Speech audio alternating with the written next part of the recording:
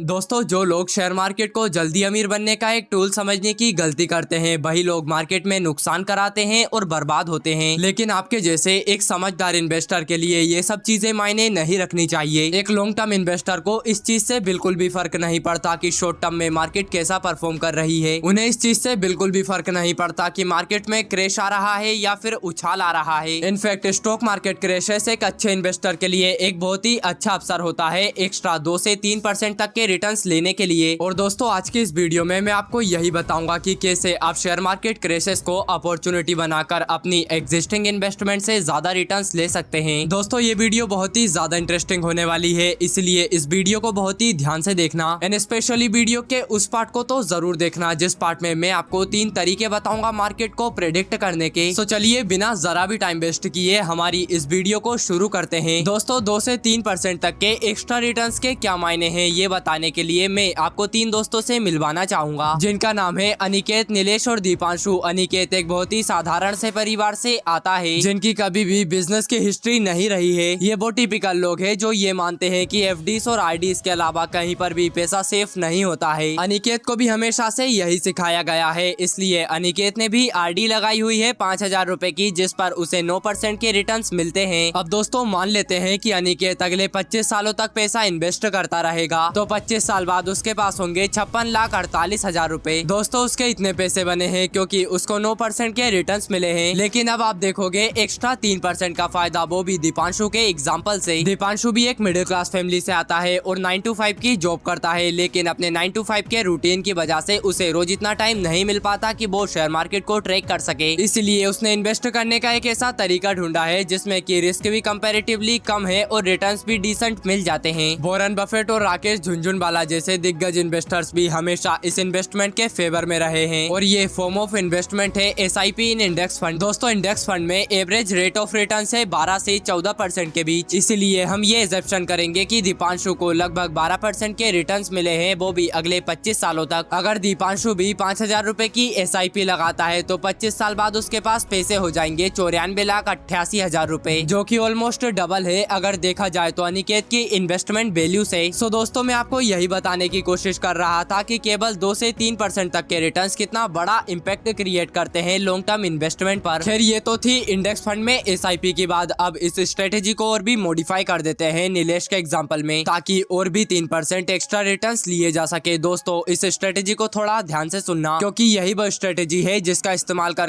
आप 15% से भी ज्यादा तक के रिटर्न्स ले सकते हो। तो आइए दोस्तों, नीलेश की स्ट्रेटेजी पर जल्दी से नजर डाल लेते हैं। दोस्तों, नीलेश भी दीपांशु की तरह 9 to 5 के रूटीन में फंसा है, जिसकी वजह से उसे मार्केट को एनालाइज करने के लिए ज्यादा टाइम नहीं मिल पाता। इन सभी फैक्टर्स को ध्यान में रखते हुए नीलेश ने भी समझदारी का काम किया है और अपनी इन्वेस्टमेंट जर्नी के लिए इंडेक्स फंड को चुना है। साथ ही में नीलेश एक और बहुत अच्छा काम करता है, वो न केवल एसआईपी के थ्रू इन्वेस्टमेंट करता है, बल्कि वो मौके पर चौका मारने से भी पीछे नहीं हटता। उसे जब भी कभी मार्केट में कोई अच्छी अपॉर्चुनिटी नजर आती है तो वो अपने इन्वेस्ट किए गए अमाउंट को बढ़ा देता है। चलिए जानते हैं कैसे। रिसेंटली जैसे कि 4 जून को जब लोकसभा इलेक्शंस के रिजल्ट अनाउंस हो रहे थे, उस दिन मार्केट अचानक से 5% तक की गिर गई थी, जिसकी वजह से जो लोग मार्केट में एक्टिवली इन्वेस्ट करते हैं या फिर मार्केट को टाइम करने की कोशिश करते हैं, उन्होंने बहुत ज्यादा लॉस किया। दोस्तों, इस तरह की सिचुएशन आमतौर पर एक रिटेल इन्वेस्टर के लिए एक पैनिक सिचुएशन क्रिएट कर देती है। वहीं एक स्मार्ट इन्वेस्टर इस तरह की सिचुएशंस को अपॉर्चुनिटी के रूप में देखता है और इनका इंतजार करता है। जैसे कि नीलेश इस तरह की सिचुएशंस का बहुत ज्यादा फायदा उठाता है और अपनी इन्वेस्ट की गई अमाउंट को बढ़ा देता है ताकि और भी ज्यादा रिटर्न्स ले सके। सो चलो मान लेते हैं कि नीलेश भी अगले 25 सालों तक पैसा इन्वेस्ट करेगा, और इसी बीच उसे ऐसी कई सारी अपॉर्चुनिटीज मिलती हैं जब मार्केट बहुत सस्ती थी, जिस कारण उसे 15% तक के रिटर्न्स मिल जाते हैं। तो नीलेश भी जब अगले 25 सालों तक पैसा इन्वेस्ट करेगा तो 25 साल बाद उसके पास होंगे 1,65,00,000 रुपए, जो कि पिछले वाले दीपांशु से ज्यादा है और पहले वाले अनिकेत से तो बहुत ज्यादा। दोस्तों, अगेन आप ये देख सकते हो कि सिर्फ 2 से 3% तक के रिटर्न्स लॉन्ग टर्म इन्वेस्टमेंट में कितना बड़ा इम्पैक्ट क्रिएट कर सकते हैं। लेकिन दोस्तों, नीलेश की तरह 15% तक के रिटर्न्स लेने के लिए हमें उसी की तरह स्मार्ट और इंटेलिजेंट इन्वेस्टर बनना होगा, और ये देखना होगा कि कब मार्केट सस्ती है और कब मार्केट महंगी है, ताकि हम सही समय पर पैसा इन्वेस्ट कर सके। लेकिन दोस्तों, एग्जाम्पल में ये कहना कि नीलेश ने पैसा तब इन्वेस्ट किया जब मार्केट सस्ती चल रही थी, ये बहुत ही आसान है, बट रियल लाइफ में मार्केट को टाइम करना एक बहुत बहुत ही मुश्किल टास्क होता है। मार्केट में बहुत सारे सरप्राइजेस छुपे होते हैं। आप जब ये सोचते हो कि मार्केट बहुत ज्यादा ऊपर जा चुका है, अब ये नीचे आएगा, तो ऐसे में मार्केट और भी ज्यादा ऊपर चला जाता है। और वहीं जब आप ये सोचते हो कि मार्केट बहुत टाइम से नीचे की तरफ जा रहा है, अब ये बाउंस बैक करेगा, तो ऐसे में मार्केट और भी ज्यादा नीचे चला जाता है। इसलिए इस तरीके से मार्केट को इवेल्युएट करना तो नेक्स्ट टू इम्पॉसिबल है। लेकिन कुछ रूल्स और इंडिकेटर्स तो हैं जिनसे कि इस चीज का अंदाजा लगाया जा सकता है। लेकिन देखिए, आपका प्रेडिक्शन एकदम स्ट्रिक होने के बावजूद भी आप गलत हो सकते हो। लेकिन फिर भी आपको चिंता करने की जरूरत नहीं है, क्योंकि आप एक लॉन्ग टर्म इन्वेस्टर हो और आपकी कुछ गलतियां तो मार्केट यूं ही माफ कर देगा। स्टॉक मार्केट वैसे भी लॉन्ग टर्म इन्वेस्टर्स को ही फेवर करती है। ये स्मॉल इन्वेस्टर्स की जेब से पैसा निकाल कर लॉन्ग टर्म इन्वेस्टर्स की जेब में डाल देती है। तो अब दोस्तों, उन 3 लेसन के बारे में जान लेते हैं जिनका इस्तेमाल कर आप अपनी नॉर्मल SIP के अलावा भी 3 से 4% तक के एक्स्ट्रा रिटर्न्स निकाल सकते हो। अब दोस्तों, हमेशा से नीलेश इसे यूज करता आया है एक्स्ट्रा 2 से 3% तक के रिटर्न्स लेने के लिए, और हम इस लेसन को नीलेश के ही एग्जाम्पल से समझने वाले हैं। रूल नंबर 1, रिलेटिव स्ट्रेंथ, यानी कि रिलेटिव स्ट्रेंथ इंडेक्स, जिसे कि RSI भी कहा जाता है, मार्केट ट्रेंड को देखने के लिए किया जाता है। साधारण शब्दों में RSI का इस्तेमाल इन्वेस्टर इसलिए करते हैं ताकि वो एस्टिमेट लगा सके कि मार्केट ऊपर जाएगा या फिर नीचे। RSI की वैल्यू 0 से 100 तक मूव करती है, और ट्रेडिशनली ऐसा माना जाता है कि जब RSI की वैल्यू 70 या फिर 70 से ज्यादा होती है तो मार्केट ओवर वैल्यूड होता है, यानी कि महंगा होता है। और वहीं जब RSI की वैल्यू 30 या फिर 30 से कम होती है तो मार्केट बहुत ही सस्ता माना जाता है। तो नीलेश अपनी इन्वेस्टमेंट स्ट्रेटेजीज को बेहतर बनाने के लिए, यानी कि ज्यादा से ज्यादा रिटर्न्स लेने के लिए RSI का इस्तेमाल कैसे करता है, चलिए जानते हैं। दोस्तों, नीलेश मार्केट की RSI जानने के लिए एक फ्री वेबसाइट का यूज करता था जिसका नाम है ट्रेडिंग व्यू। अगर आप भी मार्केट की RSI जानना चाहते हो तो आप ट्रेडिंग व्यू की वेबसाइट पर विजिट कर सकते हो। लेकिन दोस्तों, शेयर मार्केट जैसी चीज का आकलन सिर्फ एक इंडिकेटर के भरोसे नहीं किया जा सकता, इसलिए नीलेश मल्टीपल इंडिकेटर्स का यूज करता है, जिनमें से दूसरा इंडिकेटर है वॉरेन बफेट इंडिकेटर। ये फॉर्मूला खुद वॉरेन बफेट ने दिया है और इसका बहुत ही सिंपल सा फॉर्मूला है। यहाँ पर आपको स्टॉक मार्केट कैप को GDP से डिवाइड करना है और आपको बफेट इंडिकेटर की वैल्यू मिल जाएगी। अब आप इस वेबसाइट को देखिए। इस वेबसाइट को देखने से आपको ये पता चल जाएगा कि बफेट इंडिकेटर की वैल्यू कितनी हो तो मार्केट महंगी होती है या फिर कितनी हो तो मार्केट सस्ती होती है। तो इसमें बताया हुआ है कि अगर बफेट इंडिकेटर की वैल्यू 64% से कम होती है तो मार्केट अंडर वैल्यूड होती है, और अगर 119% से ज्यादा होती है तो मार्केट ओवर वैल्यूड होती है। और इसी में नीचे ये भी बताया गया है कि प्रेजेंट सिनेरियो के हिसाब से मार्केट कैसी चल रही है। जैसे कि इस समय ये बता रहा है कि मार्केट अभी फेयरली प्राइस्ड है, क्योंकि करंटली बफेट इंडिकेटर की वैल्यू 99.79% है। यह है दोस्तों वो सेकंड इंडिकेटर जिसकी मदद से नीलेश ये पता लगाता है कि करंट टाइम में मार्केट कैसा चल रहा है, क्या उसे ज्यादा पैसा इन्वेस्ट करना चाहिए या फिर अपनी SIP को एज इट इज चलते रहने देना चाहिए। थर्ड और लास्ट मेथड जिसका इस्तेमाल नीलेश करता है वो है PE ratio. Basically PE ratio market के सेंटीमेंट्स को दर्शाता है। जैसे कि अगर PE रेशो ज्यादा है तो इसका मतलब है कि इन्वेस्टर्स मार्केट से बहुत ज्यादा खुश है और जितनी मार्केट की वैल्यू है उससे ज्यादा पैसा इन्वेस्टर्स मार्केट को दे रहे हैं। बिल्कुल इसी तरह जब PE रेशो की वैल्यू कम होती है तो इसका मतलब ये होता है कि इन्वेस्टर्स के सेंटीमेंट मार्केट को लेकर अभी डगमगाए हुए हैं और वो अभी फेयरफुल हैं। और यही वो समय होता है जब एक स्मार्ट इन्वेस्टर को ग्रीडी होना चाहिए और एक्स्ट्रा पैसे SIP के साथ साथ इन्वेस्ट करने चाहिए। सेम नीलेश करता है, वो एक्स्ट्रा पैसे इन्वेस्ट करने से पहले निफ्टी का PE रेशो चेक कर लेता है, जिसके लिए वो एक वेबसाइट का यूज करता है जिसका नाम है primeinvestor.com। इस वेबसाइट के अकॉर्डिंग अगर निफ्टी के PE की वैल्यू 14.6 से लेकर 21.8 के बीच है देन इसका मतलब है कि मार्केट अभी सस्ती चल रही है, यानी कि अगर आप मार्केट में एक्स्ट्रा पैसा लगाना चाहे तो लगा सकते हैं। लेकिन अगर PE की वैल्यू 26.3 से लेकर 36.4 के बीच है तो इसका मतलब ये है कि मार्केट अभी बहुत ज्यादा महंगी है और इस बीच कोई भी एक्स्ट्रा इन्वेस्टमेंट नहीं होगा। तो नीलेश को जब इन तीनों में से 3 या फिर 2 इंडिकेटर्स ये इंडिकेट करते हुए दिखाई देते हैं कि मार्केट अभी अंडर वैल्यूड यानी कि सस्ती है, तभी वो एक्स्ट्रा पैसा मार्केट में इन्वेस्ट करता है। अदरवाइज वो SIP को एज इट इज चलते रहने देता है, वो भी बिना किसी बदलाव के। लेकिन दोस्तों, एक इम्पोर्टेंट बात जो कि हमें नीलेश के एग्जांपल से सीखने को मिलती है वो ये है कि जब इंडिकेटर्स बाय की इंडिकेशन देते हो तो हमें बाय तो करना है, लेकिन जब वो सेल की इंडिकेशन देते हो तब हमें सेल नहीं करना और ना ही SIP को बंद करना है, क्योंकि शॉर्ट टर्म ट्रेंड का SIP पर कोई भी फर्क नहीं पड़ता। लॉन्ग टर्म में SIP हमेशा पॉजिटिव रिजल्ट ही देती है। बस दोस्तों, आज की इस वीडियो में इतना ही। अगर ये वीडियो आपको पसंद आई हो देन प्लीज इस वीडियो को लाइक एंड हमारे इस चैनल को सब्सक्राइब कर दीजिए।